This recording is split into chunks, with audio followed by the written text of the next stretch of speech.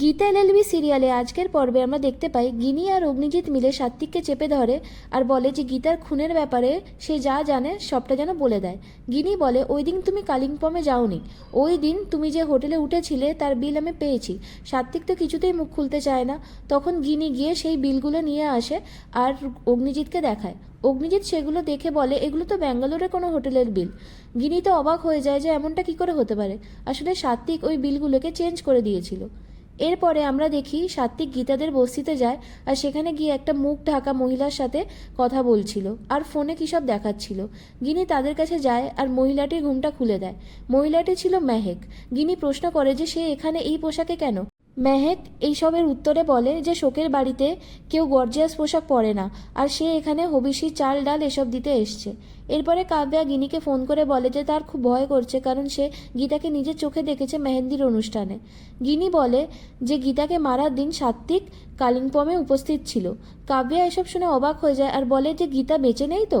গিনি বলে যে এটা হতেই পারে না, আমার বাবা ওর মৃতদেহটা নিজের চোখে দেখেছে আর সৎকারও করেছে, তোমার কোথাও একটা ভুল হচ্ছে। এরপরে আমরা সেখানে আরেকটি ঘুমটায় রাখা মহিলাকে দেখতে পাই, যে আর কেউ না, সে হলো গীতা। গীতা বলে যে আমাকে মেরে ফেলার ষড়যন্ত্র করে তোমরা যে পাপ করেছো তার ফল তো ভোগ করতেই হবে। এদিকে রাকা বাড়িতে এসে সবাইকে জানায় যে গীতার বিয়ের গয়না তুলতে সে ব্যাংকে গিয়েছিল। তারপরে লকার খুলে দেখে যে সেখানে একটাও গয়না নেই।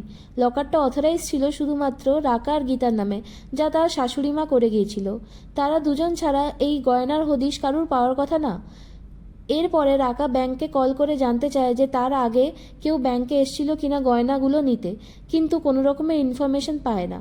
সেখানে গিনি আসে আর এইসব কথা শুনে অবাক হয়ে যায়।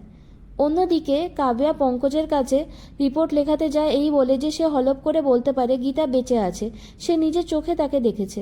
পঙ্কজ বলে যে গীতা বেঁচে নেই, আপনার কোথাও একটা মনের ভুল হচ্ছে, ভালো একজন সাইকিয়াট্রিস্ট দেখান।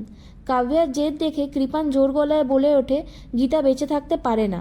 পঙ্কজ বলে যে এত জোর গলায় আপনি কি করে কথাটা বলতে পারলেন, চোখ মুখ দেখে তো মনে হচ্ছে যে খুনটা আপনি করেছেন।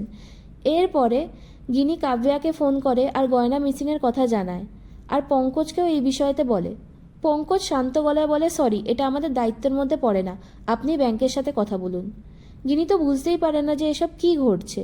রহস্যের জট এমনভাবে পাকিয়েছে যে যেন গিনির মাথা কাজ করাই বন্ধ হয়ে গেছে। বন্ধুরা, রিভিউ ভালো লেগে থাকলে ভিডিওটিতে লাইক করুন, কমেন্ট করুন, শেয়ার করুন আর আমার চ্যানেলটিকে সাবস্ক্রাইব করুন। ধন্যবাদ।